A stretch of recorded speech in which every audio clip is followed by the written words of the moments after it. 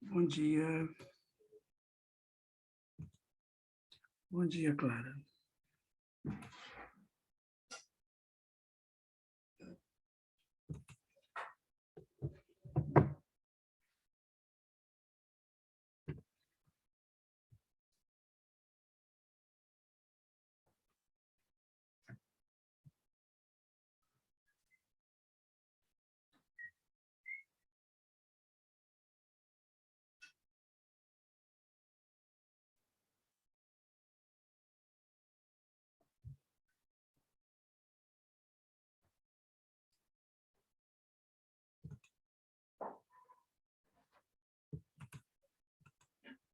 Bom dia, bom dia.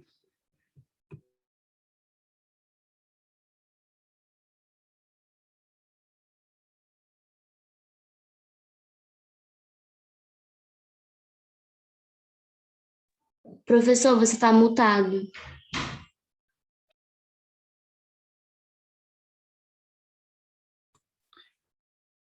É porque eu estava explicando o trabalho aqui para o 9º ano, entendeu? Ah, tá, entendi.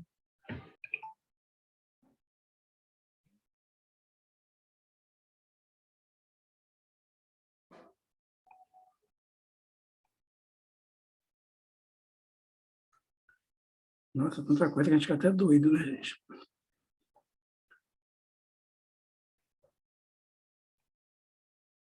Meu Deus.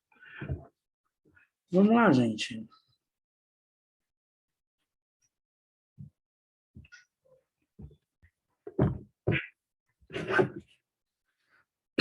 A pessoa vê a gente online, elas acham que a gente está à toa, né?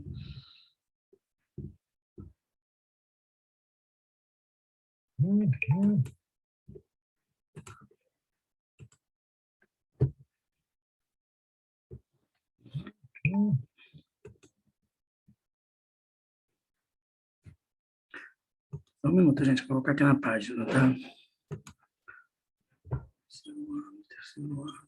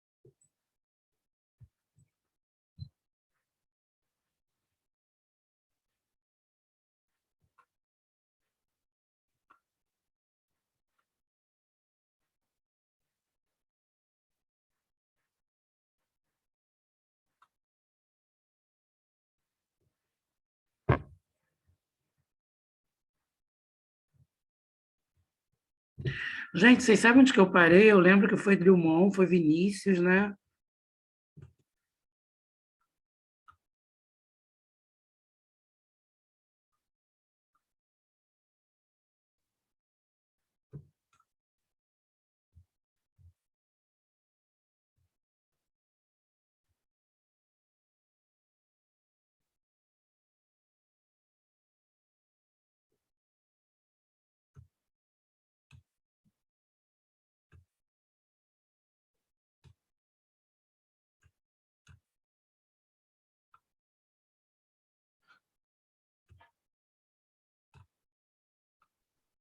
Eu acho que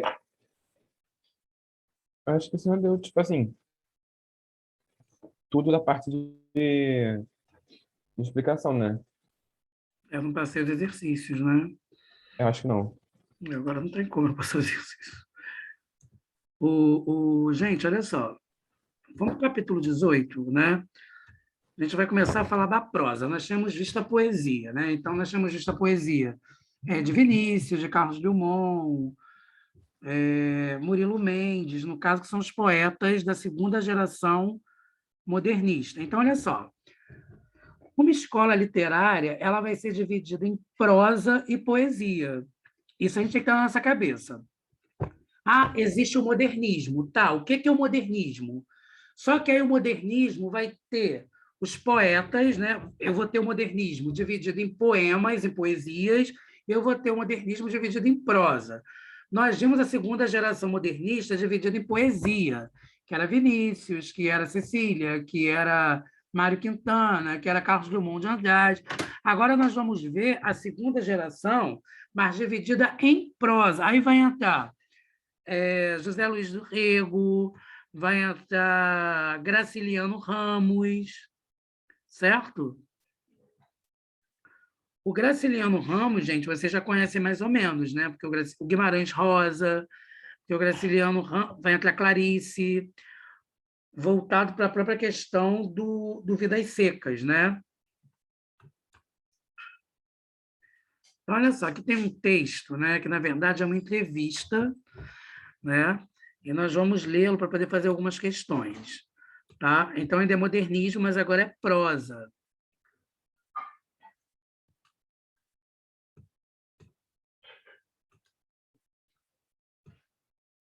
Então, olha só, gente, no século XX, eu falei a página não, né? Página 631. No século XX, a literatura foi significativamente influenciada pelo cinema, incorporando novos temas e, sobretudo, novas formas de narrar.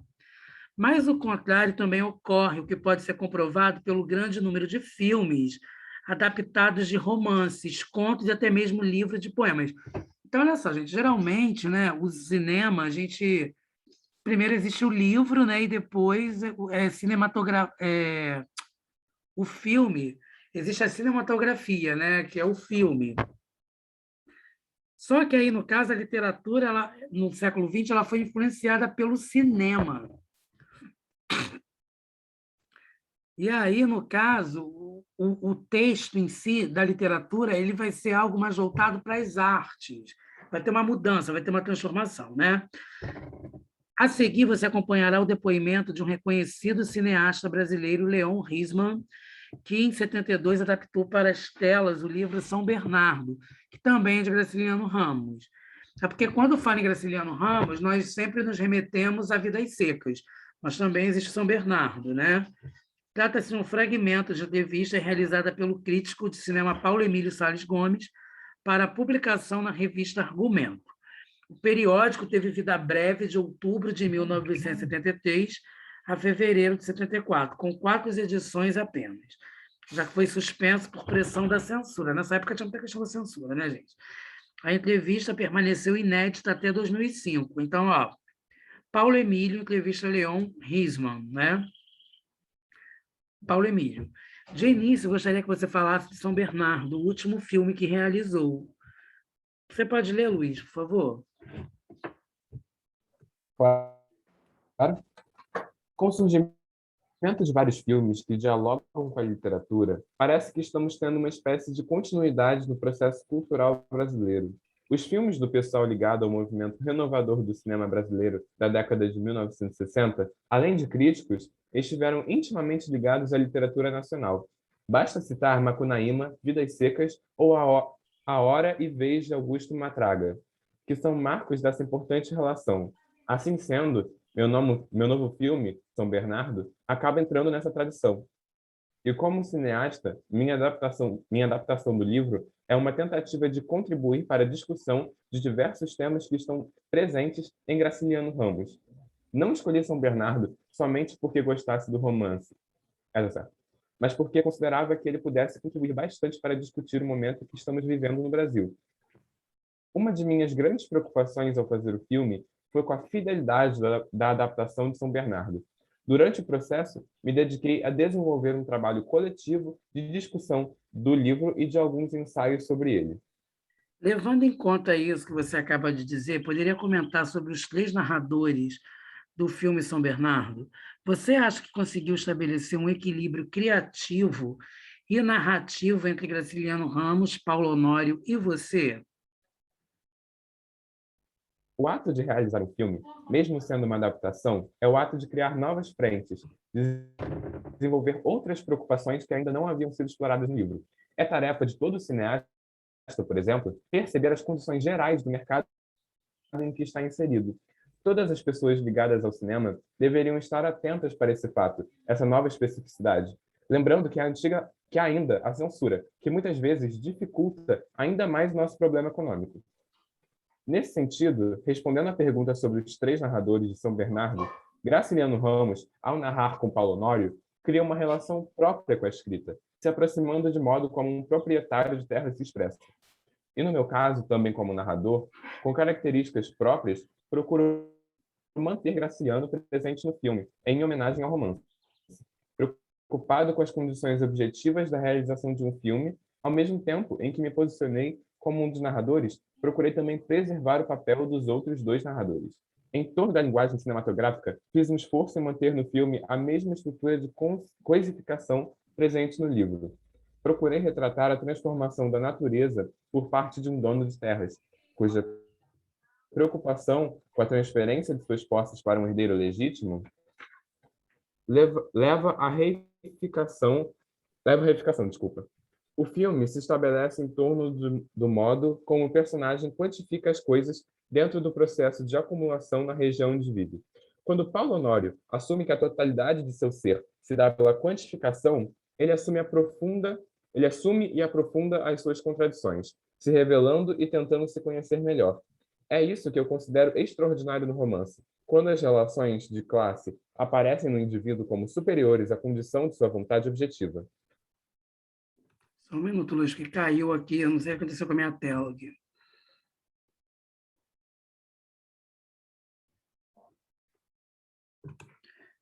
Misericórdia.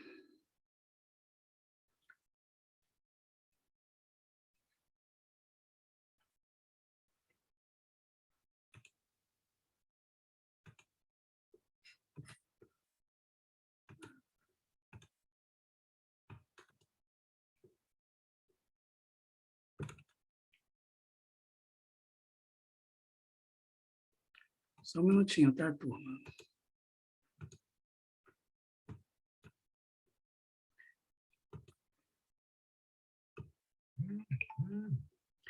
Desde o início de sua carreira, além de fazer filmes, você exprime ideias sobre cinema.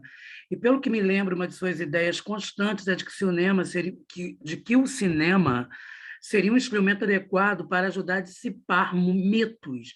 Refletindo sobre isso, quais os principais mitos que você tentou desvelar através de seus filmes? Em São Bernardo, há, sem dúvida, a continuidade dessa minha promessa. Paulo Honório, senhor de terras em posse da natureza, guarda em si o fetiche pelo dinheiro. Fetiche, em nossa sociedade comunista, é tido como um mito em si, uma finalidade em si mesmo. A acumulação pela acumulação. Sendo assim, o personagem é revelador de uma série de processos capitalistas que ele mesmo estabelece e articula.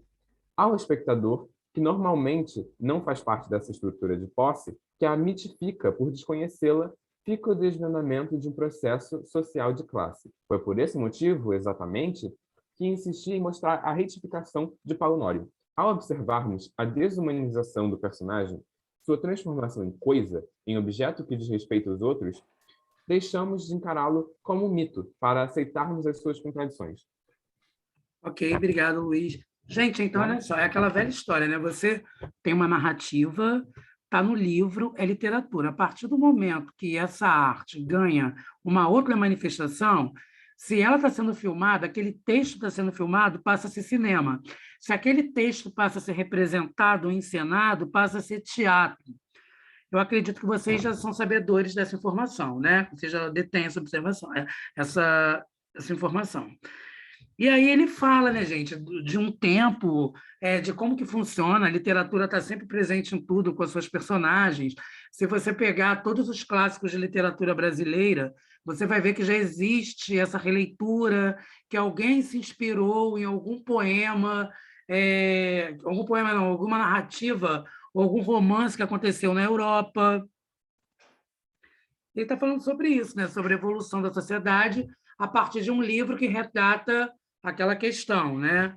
No caso, ele está falando de São Bernardo na questão da ganância, a questão voltada para o dinheiro. E Macunaíma, gente, eu não sei se eu já falei para vocês mais ou menos, mas Macunaíma é um anti-herói de Mário de Andrade, né?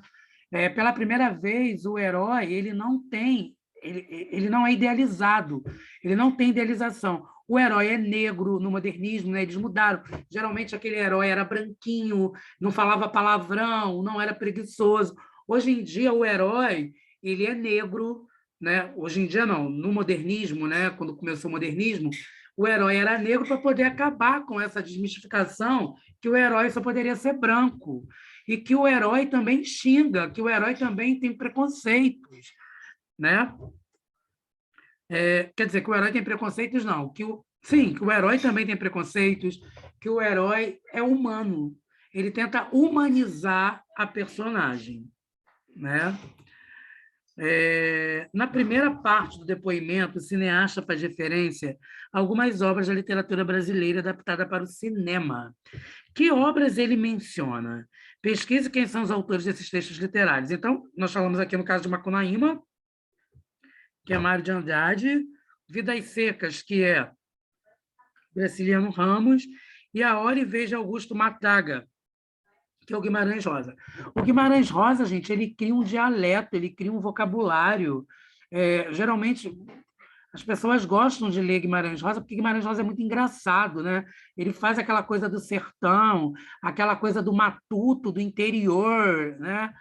Ele faz com que ele traz o vocabulário, o jeito do interior, o roceiro, o matuto, né, para as cidades. Então, ele faz com que as pessoas entendam esse jeito que a pessoa tem, né? Que não é igual ao pessoal dos grandes centros. Tanto, gente, que quando uma pessoa vem do interior, da roça, ou sei lá, de qualquer lugar que não seja a capital do Rio de Janeiro, as pessoas tendem a falar, fazer alguma gracinha, debocham, né? Do sotaque, do jeito que a outra tem. Você já deve ter visto isso, né, turma?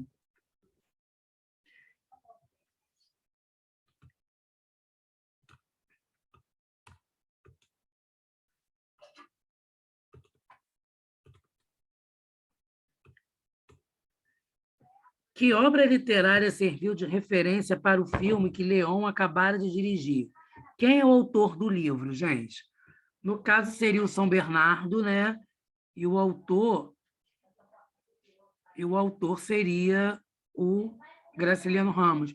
Tem na sala, Rodrigo? Faz isso contigo?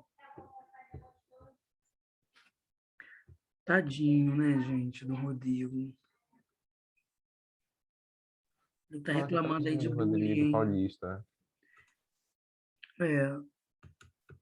Mas eu acredito, gente, que o Rodrigo está falando isso aí, né?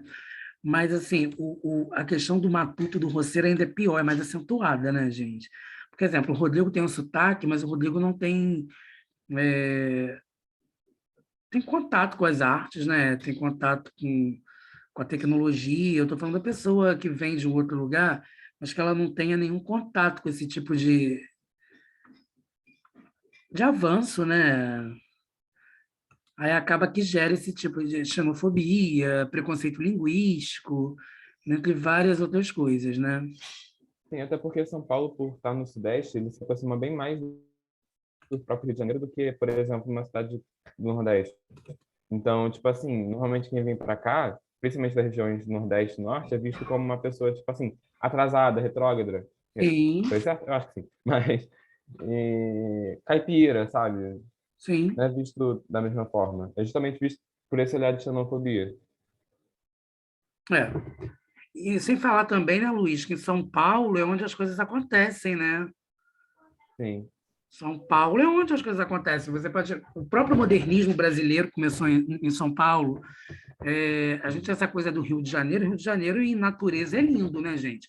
Mas a questão cultural que se acentua, que se estende a São Paulo, gente, não tem comparação. sim. Sou carioca, né, gente? Mas a questão cultural de São Paulo não se compara ao Rio de Janeiro. Gente, não se compara. Não se compara. Se você for à Zona Sul do Rio de Janeiro, e a arte é muito cara, né, gente? Quando eu falo arte, eu estou colocando todas as manifestações, o cinema, teatro é muito caro, dança. Se você cismar de estudar dança, gente, música é tudo muito caro. Instrumento, pagar professor, tudo voltado para a arte é muito caro, né? Os grandes museus, né? É tudo muito longe, é tudo muito... Já pensou, gente, se fosse como uma coisa como se fosse Amsterdã, né? Que é uma Nova York, que são cidades que inspiram artes, né? Mas não é, infelizmente não é. E o próprio Brasil, né, gente? O Brasil não está preparado para esse tipo de coisa. Vocês estão me entendendo, né, gente? O Brasil não são todos, né, que valorizam a arte como deveriam. É uma situação muito delicada, né, com essa questão arte em si. Eu acho que a gente até falou, né, gente, disso, né? Não lembro bem, mas eu acho que nós já falamos sobre isso, né? Deixa eu colocar isso aqui. Bem difícil, né?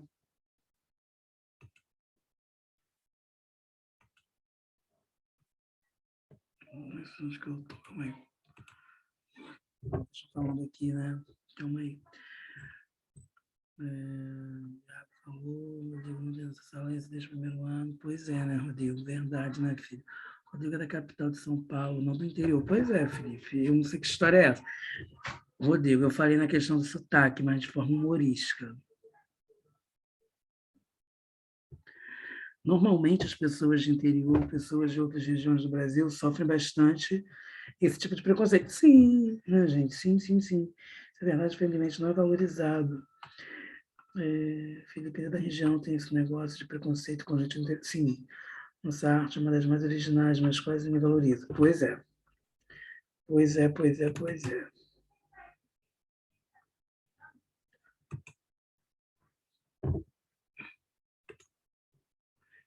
Infelizmente, né, gente? É engraçado, né, gente, que, exemplo, quanto mais se estuda, mais desprovido de preconceitos nós somos, né? Porque quanto mais se estuda, mais esclarecimento se tem. Não é, gente? Eu estou errado. E aí, o que, que acontece? Parece que algumas pessoas se fecham. Pois é, então, quanto mais você estuda, deduz-se, né, que você fique menos preconceituoso, que você fique mais lapidado. Né? Quanto mais você estuda, mais parece que você não sabe de nada. Será, Felipe? Eu acho que não, hein? Só para a questão mesmo, eu estou entendendo que você está falando, a dimensão, né, da descoberta, né? A descoberta do Sim, eu sei. conhecimento. Eu estou entendendo o que você está falando. Eu fiz uma piada, mas estou entendendo o que você está falando. Eu digo nesse aspecto, tipo, quando eu estava aprendendo inglês, quanto mais eu pensava que eu sabia inglês, menos eu sabia, entendeu? Hum. Aí, então eu penso dessa forma também. Mas, mas aí, Rodrigo, eu acho que isso é uma questão mais individual, né, gente? Porque, sei lá, gente, eu não consigo ver pessoas que estudam com preconceito com alguma coisa. Porque as pessoas que estudam são esclarecidas. Se essa pessoa, que você está falando aí, Felipe, o Rodrigo, de caráter, de superioridade, é porque ela não aprendeu nada, gente. Né? Sei lá, é o que eu falo sempre, gente. Gente, ó, professor, eu vejo preconceito em educação, eu vejo professores preconceituosos. Isso é uma coisa que não entra na minha cabeça. Como que um professor pode ter algum tipo de preconceito, gente? Eu acho que qualquer profissão, você estuda. Mas é porque o professor ele é formador de opinião, né, gente? Aí o professor preconceituoso com religião, com sexualidade, com linguística, sei lá, eu acho muito esquisito isso. Felipe, né? Deveria, né, filho? Ô, gente, eu ia falar alguma coisa, mas fugiu. Gente, vocês podem reparar, eu não sei se era Felipe, se era Rodrigo, se era Felipe, se era Rodrigo, se era, sei lá. Alguém estava falando aí de uma questão... Calma aí, Rodrigo.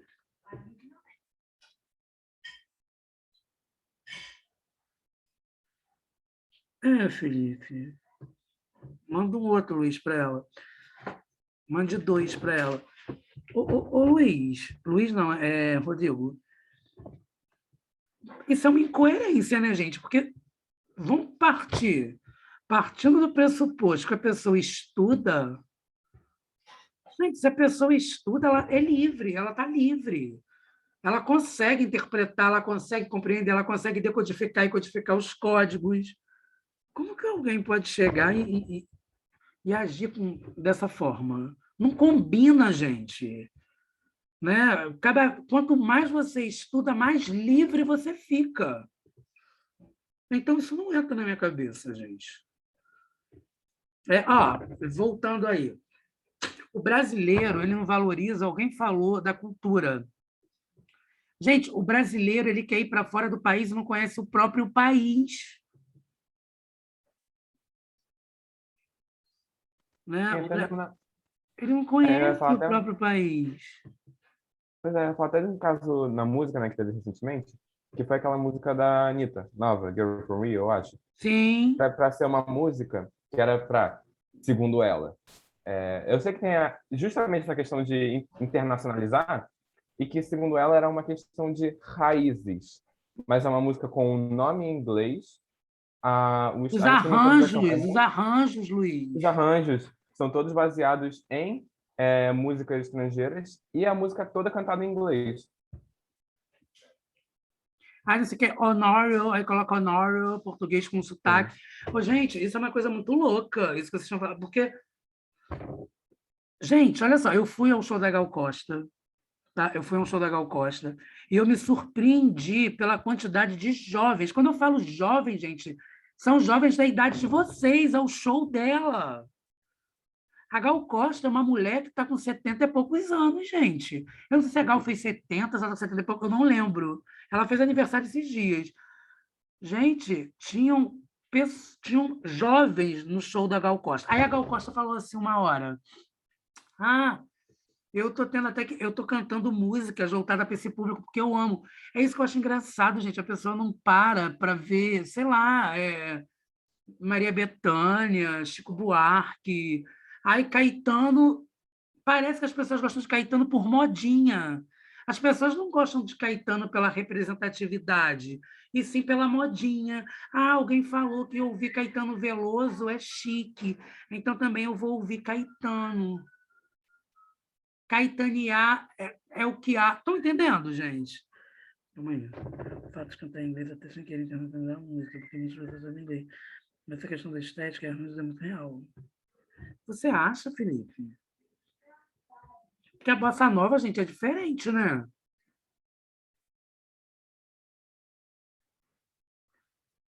Bem, sei lá, gente. Eu acho assim, eu acho que você pode ouvir o que você quiser. Eu penso o seguinte: você pode ouvir o que você quiser. Você pode ouvir, sei lá, Lady Gaga, pode ouvir o quê? Drake, pode ouvir, sei lá, Usher, pode ouvir Madonna, pode ouvir Bruno Mars, você pode ouvir o que você quiser, o Ed, todo mundo você pode ouvir. Só que eu acho que você também tem que ouvir a música brasileira. Você tem que ouvir. Eu não gosto. Você assiste a filme internacional, tudo bem. Mas você também tem que assistir a filme nacional. Gente, quando você lê... Eu falei isso um dia na faculdade, minha professora de literatura quase me matou. Porque eu falei assim, quando você começa a ler literatura comparada, você não quer saber mais de ler literatura brasileira. Você não tem mais paciência para a literatura brasileira. Eu falei isso, eu fui crucificado em sala de aula. Né? Eu fui crucificado. Claro que eu fui crucificado. Hoje em dia eu me arrependo de ter falado isso, não. Eu acho que eu não tive maturidade para poder entender. Né? É claro, gente, que eu vou ler o meu Shakespeare, né? Que eu vou ler o meu Dostoiévski, eu vou ler todo mundo, né? Eu vou ler o Balzac, mas eu não posso deixar de ler Machado de Assis, eu não posso deixar de ler Vinícius de Moraes por uma questão cultural, né? Até mesmo para poder fazer um parâmetro, uma analogia, né? Eu tenho, gente, se você colocar lá o rap do Pharrell Williams, né? Todo mundo vai gostar, é maravilhoso, né? Você ouviu o Maroon 5, né? É super legal. O rock, né? Cara, Bon Jovi. Sou apaixonado por Bon Jovi, né? Todo mundo da minha geração, Bon Jovi, né? Skid Row, Guns N' Roses, todo mundo curte muita coisa. Mas aí, e a Legião Urbana, gente? A Legião Urbana, como que você não vai gostar de Legião Urbana? Cazuza, estão entendendo? Né? Deixa eu ver o que eles estão falando. É Felipe está falando, né? Eu sempre digo isso, mas ele tem tendência a criticar o próprio. De fora ele idolatra. Pois é, né? Pois é. É aquilo, gente. Você pode curtir Maria Bethânia e Ivete Sangalo e curtir Beyoncé, né? Não tem como não curtir Beyoncé, né? Ou então vibrar com Diamonds e Stay da Rihanna, né? Não tem como não vibrar, né? Você pode ouvir o pagodinho do Sorriso Maroto, do Belo, né? O samba do Arlindo Cruz. Qual é o problema? Desfilar na escola de samba. Você pode fazer o que você quiser, gente. Ó, você não pode desvalorizar uma cultura, né, gente? No romance, quem narra os fatos? Quais características desse narrador podemos depreender do depoimento de Leon? Então, olha só, gente, no caso aqui, o narrador é personagem, né? Ele vai ser protagonista, né? Como está dizendo que ele é, né? O Paulo Honório é o capitalista, rico proprietário de terras, que acumula bens e dinheiro com uma visão mercadamente quantitativa da vida, preso às características e modo de ver próprios de sua classe social. A pessoa que é menos favorecida em aquisição financeiramente, ela vai enxergar de uma outra forma, né, gente? Às vezes, o que para um rico é muito simples, né? Para quem tem dificuldade de trabalho, não vai ser tão fácil, né? É o que eu falei um dia. O professor de geografia, para uma classe média, para uma classe mais desfavorecida, ele ensina os lugares pelos livros, né? Gente, lá na Zona Sul, você vai pegar na Barra da Tijuca, né? Ou até mesmo por aqui, alguma parte do Valqueire, você vai pegar pessoas que viajam para esses lugares que o professor de geografia está te ensinando no livro, né? Ah, você vai aprender inglês. Ah, tá, você aprendeu inglês em Nova York. O filho do riquinho. Gente, se você for ao UERJ, ver aqueles carros, todo mundo acha que aqueles carros são dos professores, né? Caramba, os professores da UERJ ganham pra caramba. Ganham relativamente bem, né, gente? Porque tem doutorado, pós-doutorado, PhD, papá, o salário aumenta. Mas, gente, os carros mais carinhos são dos alunos, não são dos professores. Já viram isso? Né? Os carros importados, na verdade, são dos alunos. Por quê? Porque, no caso, gente, o garotinho lá, o Mauricinho e a Patricinha, né? O Maurício e a Patrícia estão tirando a tua vaga, né? Porque ele tá se dedicando o tempo todo em inglês para ele espanhol. Cara, ele faz a prova de inglês aos olhos fechados. Gente, eu fiquei com um ódio mortal uma vez. Uma garota falando inglês. A garota começou a falar inglês, ela não tinha sotaque latino. Quando ela falou aquele computer, eu me senti um merda, eu me senti um nada. Quando ela falou do computer, aí eu, não, gente, para, eu vou descer, que eu tô me sentindo nada, eu tô com vergonha. Sabe como é que é?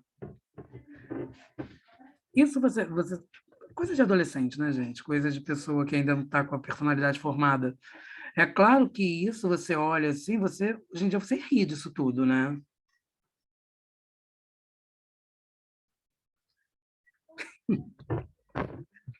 Ai, mas é diferente, Rodrigo. O ERJ não é só isso. Sei lá, o ERJ é uma filosofia, o ERJ é...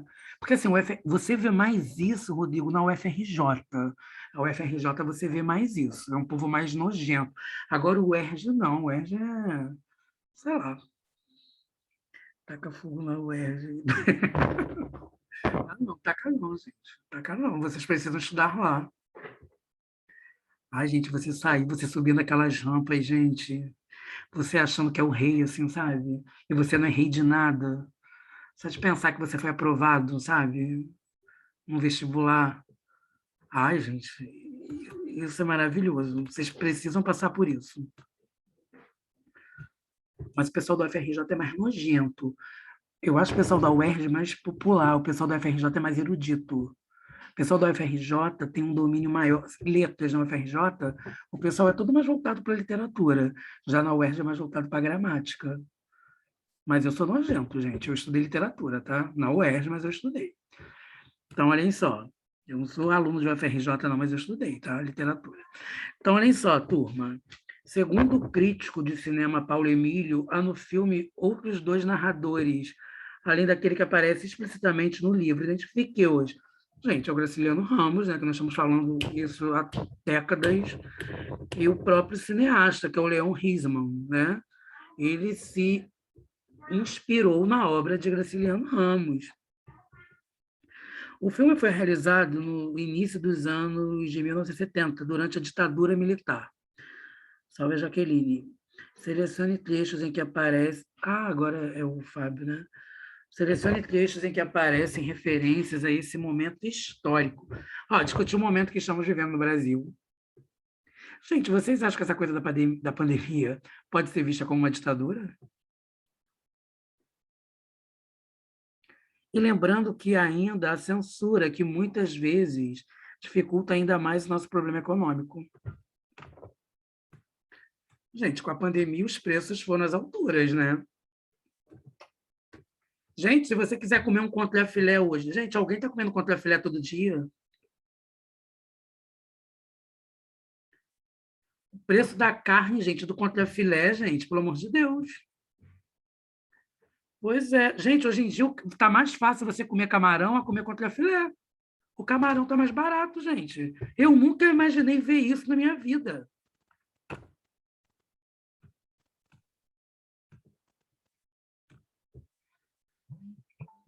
Para Leon, quais são as questões mais importantes tratadas no livro, gente? No caso, seria a coisificação do homem, né?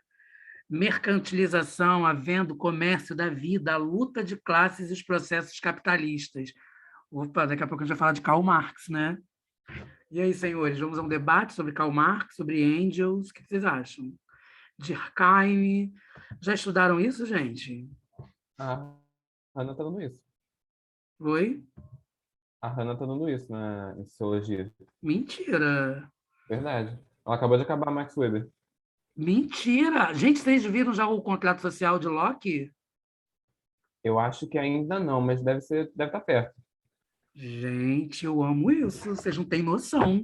Quando a gente encontra essa coisa da sociologia na literatura, a gente vê muito esse naturalismo, né? É maravilhoso. O contrato social, Luiz. Thomas Hobbes, John Locke, já estudaram Hobbes? A gente estuda isso mais em história. História. Tem tudo a ver. Deixa eu ver aqui. Eu citei isso na minha redação do Enem do ano passado. Mentira, Rodrigo John Locke? Que nojo. Eu amo, gente. Eu amo capitalismo. Nossa, quando começa essa coisa de socialismo, de capitalismo... Meu Deus. Meu Deus, quase que eu fiz sociologia. Mentira. Mas eu gosto, eu acho o máximo. Gente, então nós estamos vendo a questão da... Agora nós vamos ver a prosa. Vai ficar bem mais tranquilo agora a interpretação, tá?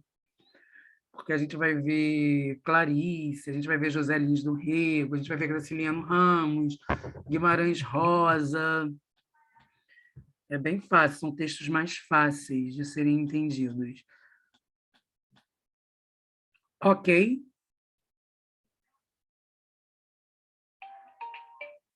Ai, gente, esse povo não para de me ligar, eles acham que não tem o que fazer, não. Então tá, turma. Beijinhos. Dê um beijo na tua mãe, tá, Luiz? Beijo, até Valeu, amanhã. pessoal. Tchau.